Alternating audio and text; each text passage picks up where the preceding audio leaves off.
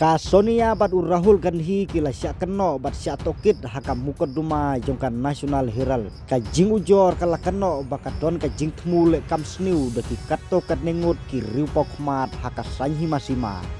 baken thop ya ka Sonia Gandhi lembat Rahul Gandhi bat bongut ki weipat ki nongyalam jongka Kongres bat ka we ka company simet ka Yongs Indian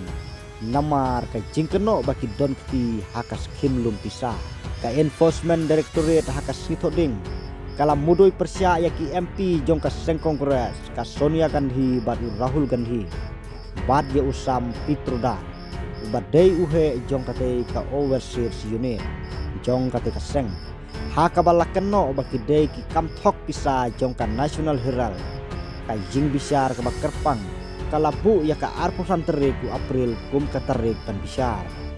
ya kane ka jing ujor jong ka jing siap pengat ka bamenta en sa sim ban bisar benia ha kaliang jong ka jing tip haba unong ya saj an bakerpang na ka benta ka idi batu officer tokit kin penti kenaru ban penni ya ki diary jong ka mukoduma ban pule benia da ka jing bisar ong unong bisar bakerpang u visual kutne kane kasen ke Baningkong balam mudui persya ya ka Sonia Gandhi lembat di Rahul Gandhi ki Gandhi kim syam la jubab satya hadu menta handroi unong yalam jong ka Kongres u Adhir Ranjan Chaudhary ulaken tho ya ka jing thaubu jong menteri rang badu jong ka India u Narendra Modi bat ulaken taj ya ka jingle jong ka tenat toke kane kadai ka botu jong u PM ban penjot ya ka Kongres hila ban penlong ya ki idi ban le ya ka noka kam bat ngim salia ya kata ngim ting ya ka BJP bat ya Modi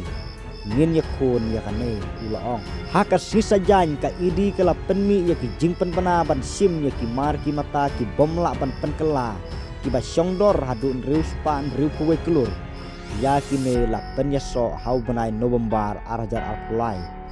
bat ka jing tokit halor ki jing keno bala pendon kambakla ya ka pisa persya ya ka Associated Journals Limited lane ka AJL ka bala sensyar da ka Kongres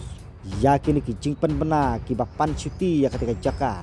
la pendai ha ki jaka ha Delhi haka than bandra jongka Mumbai bad haka ying jongka AJL kabadon hasurok Business Warnat halok now